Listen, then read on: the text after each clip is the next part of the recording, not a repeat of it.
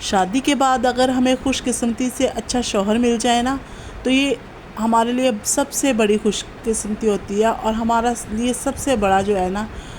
وہ ہماری زندگی کے لیے اچھا ہو جاتا ہے کہ ہمارے جیون ساتھی ہمیں اچھا مل گیا ہے۔ لیکن جہاں ہماری زندگی میں یہ گل و گلزار کھل رہے ہوتے ہیں نا کہ ہم خوش ہو رہے ہوتے ہیں کہ ہمیں اچھا جیون ساتھی مل گیا ہے، وہاں پہ کانٹے لازمی ہوتے ہیں۔ آپ کو پتہ ہے گلاب کے پاس کانٹے تو لازمی ہیں۔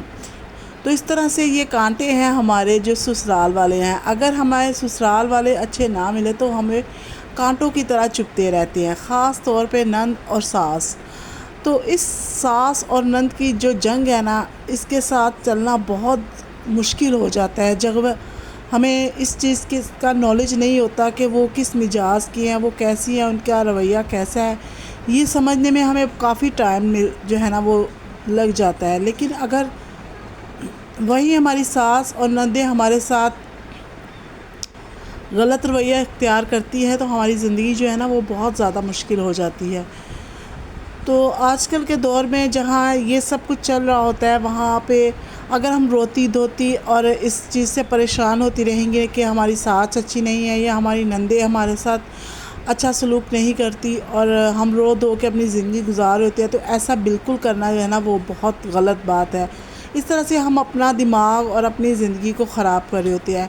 تو بے شک آپ کے ساتھ اگر غلط رشتے بھی ہیں تب بھی آپ کو اچھے سے جو ہے ان کو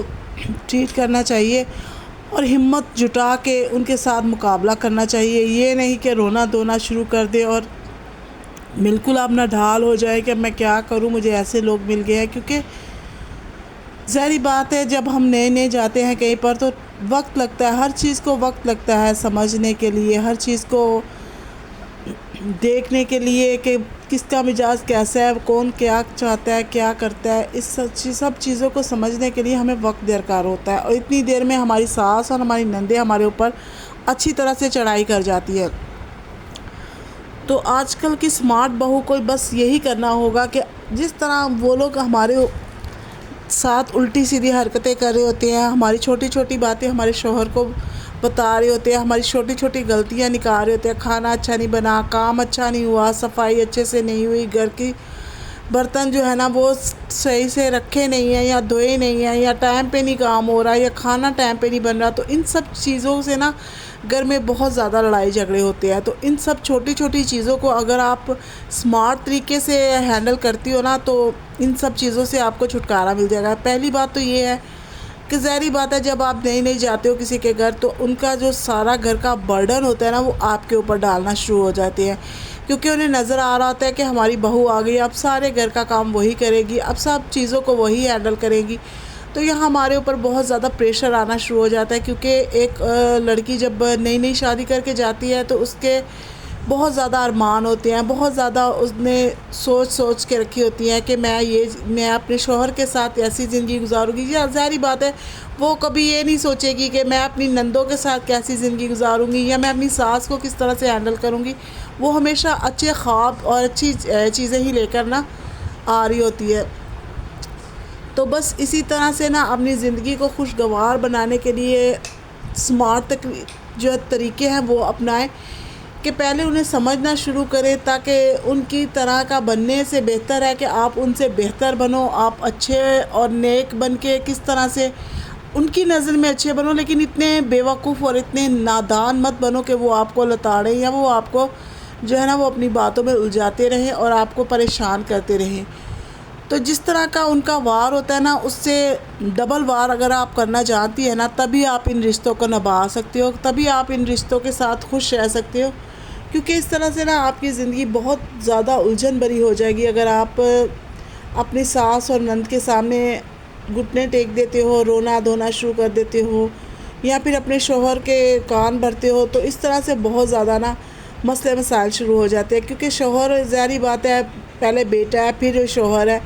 تو اس کے جو ابھی سیٹنگ ہونے میں نا ٹائم لگتا ہے، تو تھوڑا سا اپنے آپ میں صبر و تحمل پیدا کرو، سمارٹ طریقے اپناؤ تاکہ آپ ان کے ساتھ نا بنا لڑائی جھگڑے کیے، بنا ان کی ساتھ الجھے یا پھر اپنے گھر کو ماحول خراب کیے آپ ان کی چالوں کو سمجھنا شروع کرو گے نا تو آپ کے لیے سب آسانیاں ہونے شروع ہو جائیں گی۔ تو اس طرح سے نا آپ سمارٹ طریقے اپناؤ کہ جس طرح وہ کسی چیز کے غلطی کرتی ہیں، آپ غلطی کرتے ہو تو وہ آپ کو شوہر کو اس کی چغلی لگاتے ہو، تو کوشش کرو کچھ اپنی آنکھیں اور اپنا دماغ کھلا رکھو، تاکہ کچھ شروع کے دنوں میں نا آپ اپنی زندگی کو سمارٹ طریقے سے گزارو گے نا، جھٹ پٹ ان کو خوش کرنے کے لیے بھی اگر آپ سارا دن بھی کام کرتے رہو گے تو کبھی وہ خوش نہیں ہوں گی۔ اس طرح اگر آپ ان کے سامنے اپنے آپ کو بالکل نیچا کر دو گی کہ ہاں جو آپ بولو گے میں وہی کرتی چلی جاؤں گی، تو اس طرح سے بھی آپ کی عزت نہیں ہوگی، بلکہ وہ الٹا آپ کو دبانا شروع کر دے گی۔ تو اپنی زندگی کو نا، اپنے وقار کو تھوڑا سا آپ دکھاؤ کہ ہاں میں بھی کسی گھر سے آئی ہوں، میں بھی کوئی جنگل سے نہیں آئی کہ جس کو نہ کھانا بنانا آتا ہے، نہ کوئی کپڑے دھونے آتے ہیں، نہ برتن دھونے آتے ہیں۔ تو اپنی جو ہے نا بات، اس میں آپ وزن پیدا کرو، تاکہ آپ جو ہے نا کسی کے سامنے جھک نہ سکو، اور نہ اپنی زندگی کو اس طرح سے بیکار بنا دو کہ دوسروں کے سامنے آپ روتے رہو یا گڑگڑاتے رہو۔ تو کچھ سمارٹ ہیبٹس ہیں جن کو اگر آپ اپناؤ گے نا تو آپ کا لازمی آپ کے گھر کا جو ہے نا ماحول وہ ٹھیک ہونا شروع ہو جائے گا۔ دوسرا یہ کہ وہی ساس نندے جو آپ کی زندگی میں الجھن بن جاتی ہے نا، وہ پیار سے اور محبت سے سلجھنا شروع ہو جاتی ہے۔ تو اگر آپ کی ساس آپ کو الٹا سیدھی باتیں سنا رہی ہے تو ان کو پیار سے ہینڈل کرنے کی کوشش کرو، کیونکہ ابھی آپ نئی گئے ہو،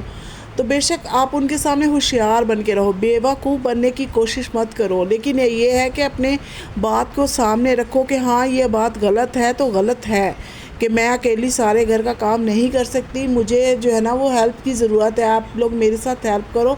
آپ لوگ بھی مجھے تھوڑا سا وقت دو کہ میں سمجھ سکوں آپ کے گھر کے کاموں کو، یا آپ کی جو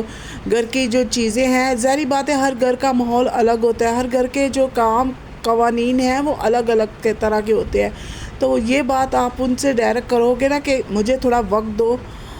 اور دوسرا یہ کہ آپ ان کے ساتھ جو ہے نا نرمی سے اور پیار سے ہی بات کرو، کیونکہ اگر آپ ان کے ساتھ زبردستی یا زور زبردستی سے بات کرو گے تو گھر کے معاملے